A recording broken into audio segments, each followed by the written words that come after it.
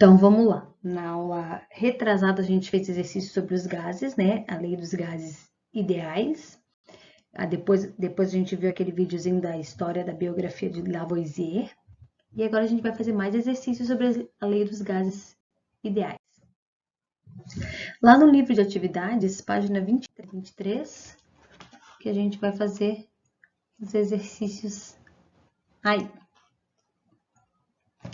Os gases são constituídos por partículas minúsculas, que podem ser átomos ou moléculas.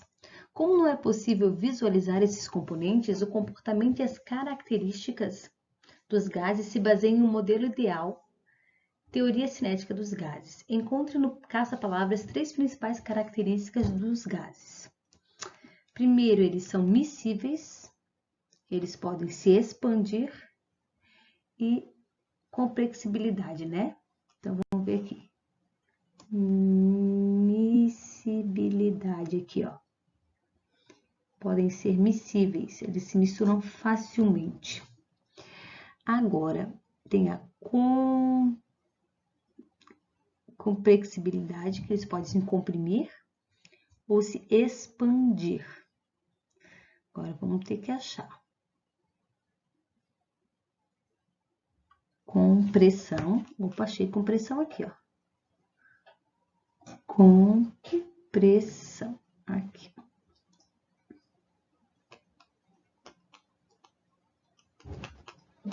Acharam ali? Compressão. De baixo para cima, né? Agora, expansão também já achei, ó. Aqui, ó, na diagonal. Né? Bem peixeira, expansão. Se expandir. Então, achamos as 3 propriedades. Eles podem se expandir, se comprimir e eles são miscíveis. Eles se misturam facilmente. Ok? Vamos para a próxima. 2. Uma amostra de um gás originalmente a 700 milímetros de mercúrio em um recipiente de 120 litros em temperatura ambiente é submetida a certa pressão. Mantendo a temperatura constante, qual será a pressão? Opa, temperatura constante quer dizer que na expressão lá a temperatura não influencia. Então, é só P1 vezes V1 é igual a P2 vezes V2. P1 quanto é? Pressão em milímetros de mercúrio, 700. Vezes o volume, 120. É igual a pressão 2, que é incógnita, que é o que o exercício pede, né? O que quer saber. E o volume final é 30 litros. Então, a gente vai multiplicar 700 por 120. O 30 aqui que está multiplicando, ele vai passar dividindo. Então, vamos lá pegar a nossa calculadora. Tá vendo que não tem segredo? 700 vezes 120 dividido por 30. 2.800 é a pressão final. Qual é a unidade da pressão 2? É a mesma unidade da pressão 1. Ó, mmHg, milímetros de mercúrio. Pronto. Difícil o exercício? Nada, né? Bem tranquilinho. Vamos para o próximo, exercício 3. A pressão do gás em uma lata em aerosol em temperatura ambiente é 1 atm. Qual é a pressão quando a lata é aquecida a 450? A lata, primeiro, não muda o seu volume. Então, essa reação, essa mudança aí está acontecendo em meio isovolumétrico, isocórico, ou seja, o volume é constante, o volume da latinha não muda. Então, quando o volume não muda, ele não é importante, fica assim, ó, P1 sobre T1 igual P2 sobre T2. Temperatura constante, a gente considera 25 graus Celsius. Então, a temperatura ambiente eu tinha 1,5 atm e a temperatura de 25 graus, lembra que eu nunca posso usar 25 graus, então eu tenho que somar a esse 25 273 para utilizar em Kelvin. Vai dar 298. Qual vai ser a nova pressão 2? Se a temperatura for 450, então eu tenho que fazer o 450 mais 273. Vamos multiplicar cruzado, né? Desculpa, aqui dá 723. Troquei aqui. Então, vamos multiplicar cruzado, 723 vezes 1,5. Dividido por 298. Vai dar uma pressão, já que eles são proporcionais, quando aumenta a temperatura e aumenta a pressão, vai dar uma pressão 2 de 3,64, o quê? Qual é a unidade da pressão? ATMs.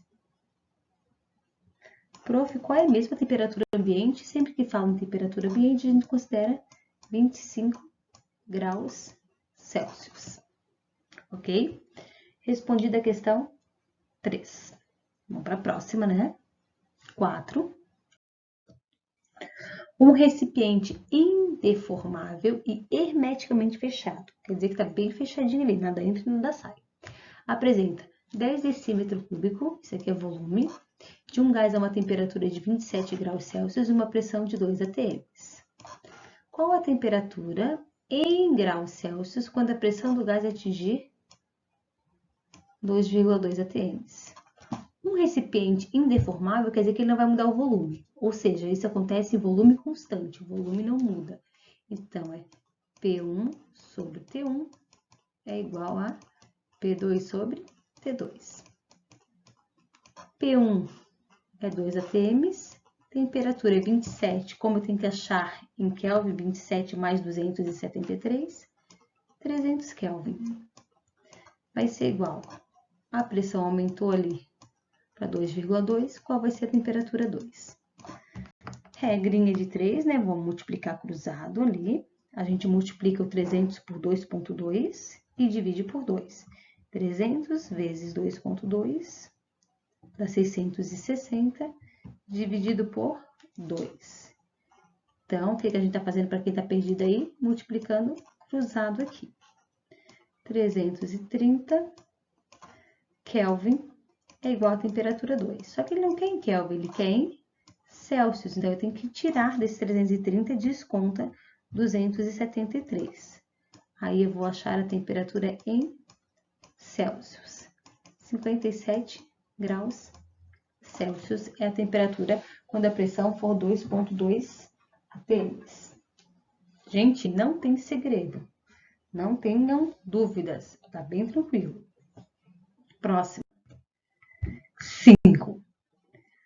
Os refrigerantes são formados por uma mistura de água, gás carbônico e algum tipo de xarope, que dá cor e o gosto da bebida. Mas essas três coisas não são combinadas de uma vez. Primeiro, os fabricantes juntam a água e o gás em um aparelho chamado carbonizador. Quando esses dois ingredientes se misturam, a água dissolve o gás carbônico, dando origem a uma terceira substância, o ácido carbônico, que tem forma líquida. Depois acrescenta-se o xarope a esse ácido. O último passo é inserir uma dose extra de gás carbônico dentro da embalagem para aumentar a pressão interna e conservar a bebida. Com relação ao gás no refrigerante, é correto afirmar que diminui se aumentar a pressão? A quantidade de gás não aumenta nem diminui, fica a mesma ali dentro. Está completamente dissolvido no líquido? É uma mistura homogênea? Falso. Escapa mais facilmente quando ele está quente ou quando ele está gelado. Quem já abriu uma Coca-Cola? Quando é que ela faz mais barulho? Quando ela está quente ou quando ela está gelada? Quando ela está quente, ela escapa muito mais facilmente quando a temperatura estiver maior. Porque lembre, quanto maior a temperatura, mais agitadas vão estar as moléculas, mais elas vão querer espaço. Porque temperatura e pressão são proporcionais. Quando eu aumento a temperatura, automaticamente eu aumento a pressão. Então, quando está quente, eu tenho uma temperatura maior, eu tenho uma pressão maior, vai querer ocupar um volume também muito maior. Resposta certa, letra C. A equação geral dos gases ideais é uma equação de estado que correlaciona pressão, temperatura, volume e quantidade de matéria, sendo uma boa aproximação ao comportamento da maioria dos gases. Os exemplos descritos a seguir correspondem às observações realizadas por uma quantidade fixa de matéria de gás e variações de 2 parâmetros. Numere as representações gráficas relacionando-as com as seguintes descrições. 1. Ao encher um balão com gás hélio, o balão apresenta... Ao encher um balão com gás hélio ou oxigênio, tanto faz gás hélio ou oxigênio, o balão apresentará a mesma dimensão. Verdadeiro, porque é aquela que qualquer gás, nas CNTPs, condições normais de temperatura e pressão, 1 mol ocupa 22,4 litros. Então, aqui tem a ver com quantidade de matéria. 1 mol ocupa 22,4 litros. Próximo. Ao encher o pneu, é necessária uma pressão maior que a utilizada num carro. Porque um pneu tem um menor volume. Tem um volume menor, o espaço dele é menor, então eu preciso de uma pressão maior. Lembra que PV, se o pneu tem um volume menor do que a do carro, o pneu da bicicleta, eu preciso de uma pressão maior. Pressão e volume são representados no primeiro gráfico. Próximo. Cozimento de alimentos é mais rápido e maiores pressões, verdadeiro. Quanto pressão e temperatura, quanto maior a pressão, maior a temperatura. Pressão e temperatura é representado no gráfico 2. Uma bola de basquete cheia no verão provavelmente terá a aparência de mais vazia no inverno, mesmo que não tenha vazado ar. Claro, se eu diminuir a temperatura, que acontece no inverno, automaticamente eu vou diminuir o volume. Volume e temperatura. Se eu diminuir no inverno a temperatura, que é mais frio, automaticamente vai diminuir o volume, ela vai aparentar estar mais murcha. Então, a ordem correta é 2, 3, 4 e 1. Certo? 2, 3, 4 e 1. Vejam aí qual é a resposta correta. Próxima. Questão 7, o FPR, Universidade Federal do Paraná. Gelo de fogo, escondido em permafrost, é fonte de energia do futuro? Conhecido como gelo que arde, o hidrato de metano consiste em cristais de gelo com gás preso em seu interior. Eles são formados a partir de uma combinação de temperaturas baixas e pressão elevada, e são encontrados no limite das plataformas continentais, onde o leito marinho entra em súbito declive até chegar ao fundo do oceano. Acredita-se que as reservas dessas substâncias sejam gigantescas. A estimativa é de que haja mais energia armazenada em hidrato de metano do que na soma de todo o petróleo, gás e carvão do mundo. Pensa só, né? Ao reduzir a pressão ou elevar a temperatura, a substância simplesmente se quebra em água e metano. Muito metano. 1 metro cúbico do composto libera cerca de 160 metros cúbicos de gás à pressão e temperatura ambiente. Pressão ambiente é 1 atm e temperatura ambiente é 25 graus Celsius. O que o torna uma fonte de energia altamente intensiva. Para armazenar todo o gás do interior de 1 metro cúbico de gelo de fogo num cilindro de 1 metro cúbico e a temperatura de 0 graus Celsius, é necessária a pressão D. Então, vamos lá. No início, eu tenho um volume de 160, eu tenho um volume de 160 metros cúbicos, eu tenho a pressão de 1 atm e eu tenho a temperatura que em Kelvin, eu vou somar 273 mais 25, vai dar 298. Aí ele quer saber, certo? Qual vai ser a pressão se o volume for 1 metro cúbico? Qual vai ser a pressão? Para uma temperatura 0 graus em Kelvin vai ser 0 mais 273, 273. Então, vamos fazer 160 vezes 1 dá 160, vezes 273, né? Vamos multiplicar cruzado aqui, ó. Vou pegar aqui a calculadorinha do meu celular, vamos abrir, e a gente faz 160 vezes 273. Então, vamos lá. 160 vezes 1 é 160, vezes 273. E divido por 298. Vai dar uma pressão final, P2, Ok? Eu quero colocar o P elevado. P2 igual a aí é um 146 ATMs. 146, então aqui é igual, né, a 146,6 ATM. Pensa numa temperatura, uma pressão gigante, né? Se é que a gente sofre aqui é 1 ATM, imagina chegar a uma pressão de 146,6 ATMs. Essa é a pressão para que eu tenha 1 metro cúbico. Bastante pressão, né? Lembrando que pressão é inversamente proporcional a volume. Vamos para o próximo. Questão 8. Ao fazer uma análise do comportamento físico-químico dos gases, foram feitas as seguintes constatações. Vamos ver o que ele constatou. Numa bexiga de ar cheia, um balão cheio, as moléculas dos gases estão em constante movimento e, consequentemente, chocam-se contra as paredes do recipiente que as contém, devido à energia cinética que elas possuem. Verdadeiro, como as moléculas são gasosas, elas estão se movimentando. Numa panela de pressão, o aumento da pressão interna faz com que a água utilizada no aquecimento entre em ebulição em uma temperatura menor do que em pressão de 1 atm. Falso, panela de pressão não cozinha mais rápido? Cozinha mais rápido porque a temperatura de ebulição vai ser maior. E por isso os alimentos sejam cozidos mais rapidamente. Fake news. Então, a 2 é fake. Tudo que tem 2 a gente vai eliminar. Já matamos a charada, né? Mas vamos continuar. Quando um gás está armazenado em um recipiente de volume variável, numa transformação isobárica, pressão constante, ok? E for exposto ao aumento da temperatura, a energia cinética de suas moléculas será maior, e com isso ocupará menor volume. Quando eu falo em volume e temperatura, sempre que eu estou dividindo aqui, eles são proporcionais. Se eu aumentar um, automaticamente o outro aumenta.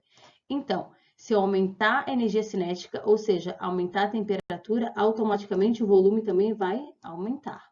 Então, é fake news a 3. Já matamos a questão, né? A resposta certa é a letra D, mas vamos ler a alternativa 4.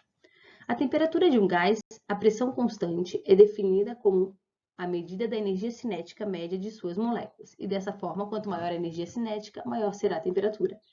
Verdadeiro, quanto mais elas se movimentarem, maior vai ser a temperatura. Então, resposta certa, D. Vamos agora fazer alguns exercícios lá da apostila. Lá na apostila de vocês, a gente vai ler um textinho ali que é bem importante, tá? A gente tá lá na Química em Foco, página 50. Vamos lá, todo mundo lá. Química em Foco, página 50. É a apostila normal, tá? Esquece o livro de atividades. Agora estamos na apostila bonitinha. Como funciona o nitro nos carros? O nitro literalmente dá um gás ao motor. Ele aumenta a quantidade de oxigênio que entra nos cilindros. É como se, por alguns segundos, ele expandisse o volume de um motor de 1 litro para 1,4 litros. Por exemplo. Mas, na verdade, não são os cilindros que crescem, e sim os gases que ocupam menos espaço lá dentro. Isso ocorre por causa de uma propriedade química do óxido nitroso, nome do gás usado nos sistemas nitro. Quando sai da forma líquida para a gasosa, ele absorve calor do ambiente. Como gases frios ocupam menos espaço que os gases quentes, mais ingredientes da combustão cabem ao mesmo tempo no cilindro. De quebra, ao vaporizar-se, o nitro se decompõe em gás nitrogênio e oxigênio, e este último aumenta ainda mais a força de explosão na câmara de combustão. Quer dizer que ele é mais inflamável, né? O sistema com óxido nitroso só rola quando o carro está próximo de sua velocidade máxima e deve ser usado com moderação, fora da cidade ou em pistas com longas retas. Tanto é que não é permitido, né?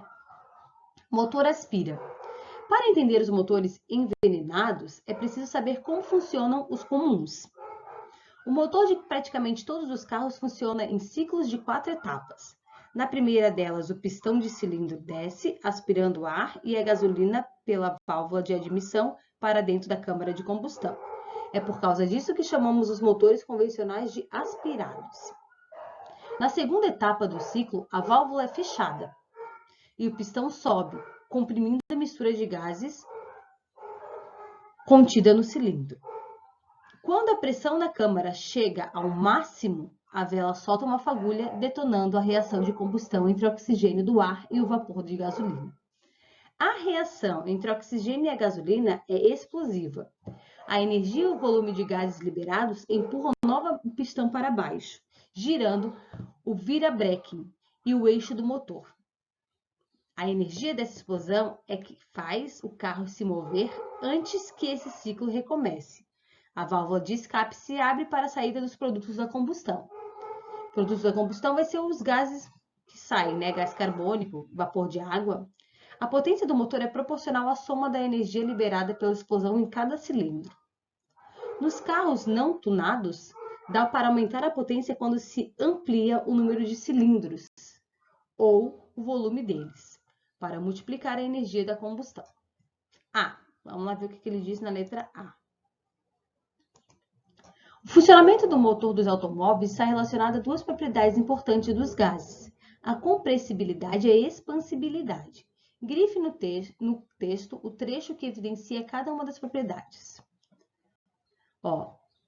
Aqui o primeiro trecho, os gases que ocupam menos espaço lá dentro, compressibilidade, ok? E expansibilidade, comprimindo-se a mistura de gases. Essas são as propriedades que mostram que eles são expansivos e comprimidos. É o que está em verdinho ali, até vou colocar aqui em verdinho a letra A. Outra forma de elevar a potência de um motor é usar um turbocompressor. Pesquise o funcionamento do turbo e indique uma das suas vantagens. Esse aqui vai ficar como tarefinha para a gente corrigir amanhã. Tá? Essa letra B aqui. Vocês vão pesquisar o que é um turbocompressor para amanhã. Marquem aí, que a letra B vai ficar como tarefinha. Amanhã a gente vai discutir um pouquinho sobre um turbocompressor, certo? Para entender mais ou menos ali o que acontece num carro, né? Num carro comum, não tunado, que não tenha nitrogênio, né? Então, aqui, insere-se a gasolina, que é o que está aqui, coloca a gasolina, admite, né? Admissão da gasolina. Depois o pistão vai subir aqui, vai comprimir a gasolina, ela vai ficar nesse espacinho aqui.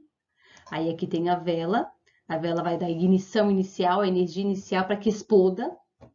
Quando explode, quando ocorre a reação de combustão, há uma expansão. Então, compressibilidade e expansibilidade. Expande, então o pistão desce. Aí ele utiliza toda essa energia, né, que vai ser gerada para movimentar o carro. E depois essa gasolina é jogada fora. E depois começa tudo de novo. Entra a gasolina, comprime, expande e descarrega. Então, é assim que funciona basicamente um motor de carro, tá bom? Então, não esqueçam que vai ficar como tarefinha aí a letra B para vocês fazerem. Dê uma procuradinha aí, pesquisem, que a gente vai discutir amanhã, tá bom? Beijos, até amanhã.